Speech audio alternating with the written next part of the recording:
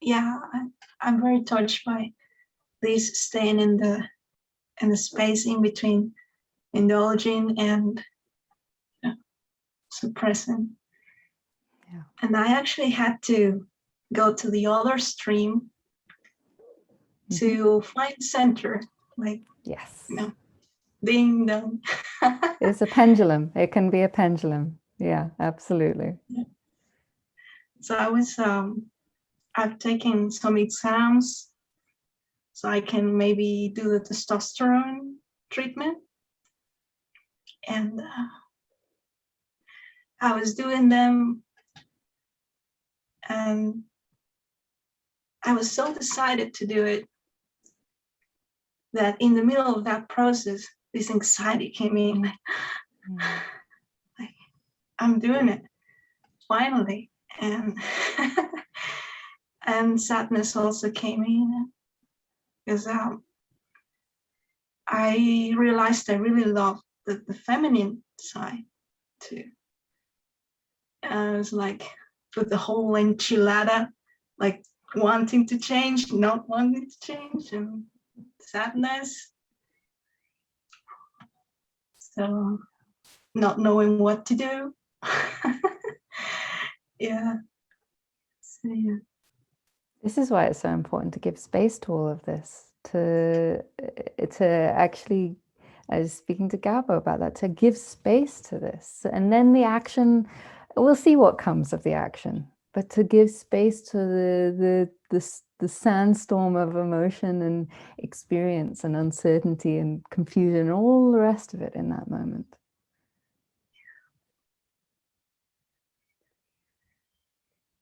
I was a bit fearful of sharing because, I've been with this, and I've also shared many times before. So maybe a part of me is judging me for not knowing what to do, what you want. What do you want? We put such currency in knowing, in being someone and who knows what they want. And we miss that there's no currency in that whatsoever. Actually, if anything, I would argue the opposite is true. The currency, if anything, is in being able to hold that you are all of it.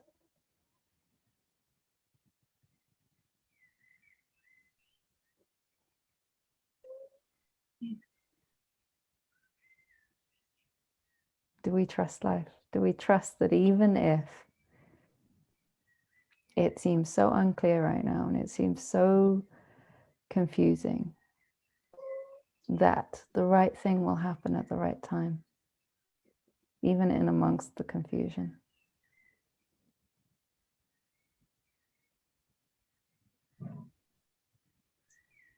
Yeah. It's more a chemical like addiction, when you need some sugar. I think that's what happens to me with trying to define myself. Like, what are you? Like this, that, and that. Yeah. uh, You are beyond all definition. We all are. And yet we contain definition. But sometimes that definition is many definitions, all at the same time.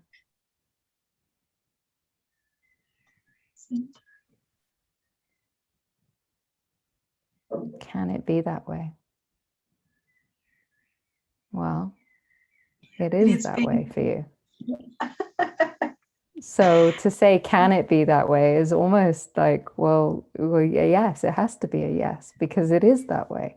Now, on top of that, we overlay this judgment of it shouldn't be that way. Now, that's where the problem is. Not, can it be this way, because it is this way. There's no problem because it is this way, okay? But so it's your conditioned idea, your view, your judgment that it shouldn't be this way. Yeah, that there's something wrong being in the middle. Yeah, it's uncomfortable. I guess socially,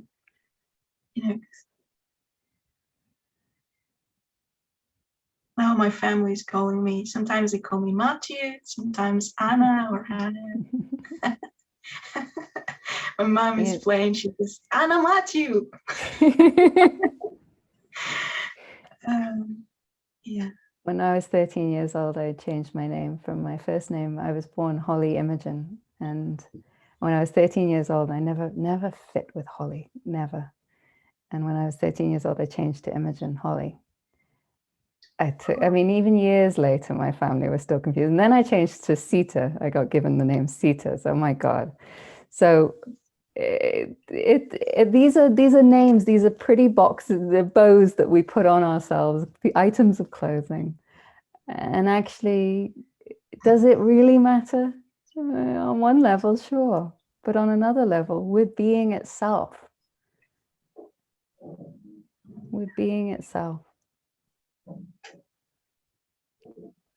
We can take life too seriously sometimes, and that seriousness is being defined by life. And it's like, no, actually, life is what happens to us and in us, not the other way around.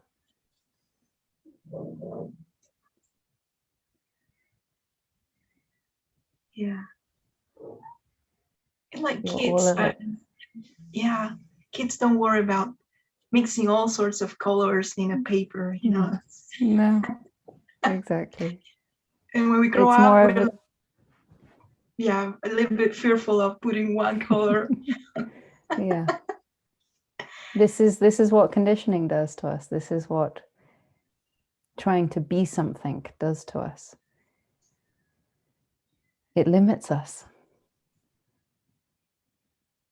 And it's a false limitation. It's not a real limitation. Now, it has its uses. It's not to say these limitations don't have their uses, but we just have to see them as items of clothing that we put on and we take off. We put on, we take off. Conditioning is like something that is useful tool to interact with people and life, but it doesn't define us. It doesn't have to define us. We don't have to take it so seriously and take it so personally as if it is us, that it causes us suffering. It can be both. We can use something and yet see that we are beyond it, that we're not limited by it. We lose sight of that, and then we start to feel like, oh God, I'm getting this all wrong. Yeah. We're only getting it wrong as so far as our idea of what right and wrong is. But I mean, even we've got a group of 30 odd people here. I bet you every single person here has different ideas of what is right and wrong.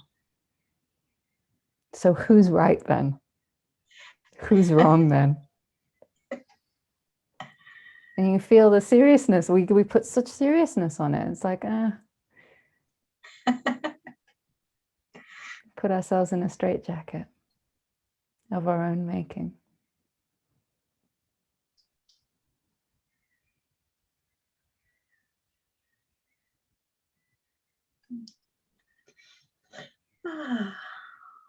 Yeah.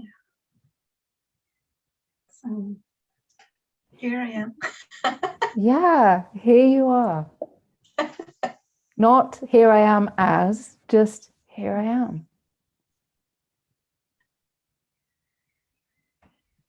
That's why one of my favorite quotes is the Walt Whitman quote that says, do I contradict myself? Yes, very well, I contradict myself. I am large and I contain multitudes. I'm sure I'm butchering it not verbatim, but this is it. You contain multitudes. We all do. This life does.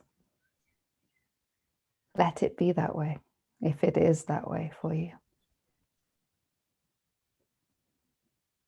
Be proud of it even, if you can. Yeah, it's a good one. But the middle way is to not take pride in it to the exclusion of something else. So that middle way is like to not deny it, but not to make it into a thing. But to take pride is to celebrate the existence of what is there, but not be attached to the existence of what is there.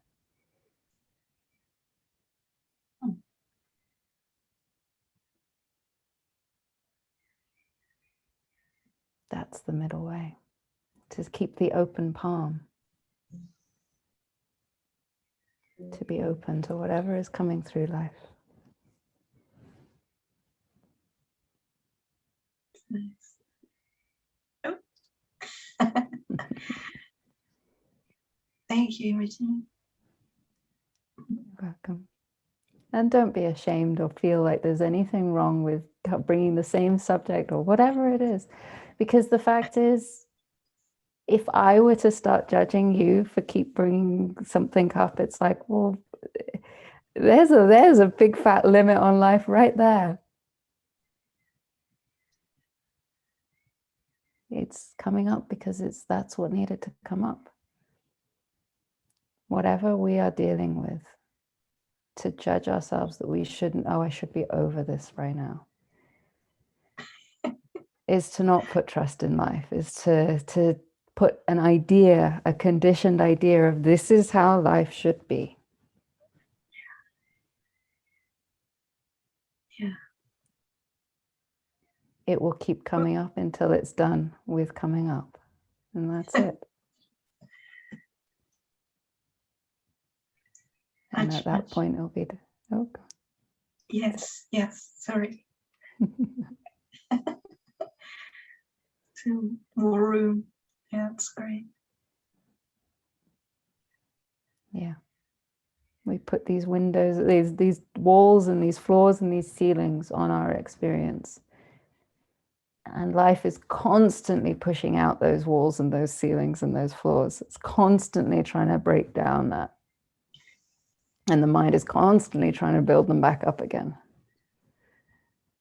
And the thing is, they're not wrong in themselves if you see that you're outside of them. You're beyond them, you contain them. So then there's these walls and these boxes that appear within you, and it's like, there's a wall, there's a box, okay, fine. But if you start to believe that you are contained within that wall and box, then it starts to get very small and tight and narrow.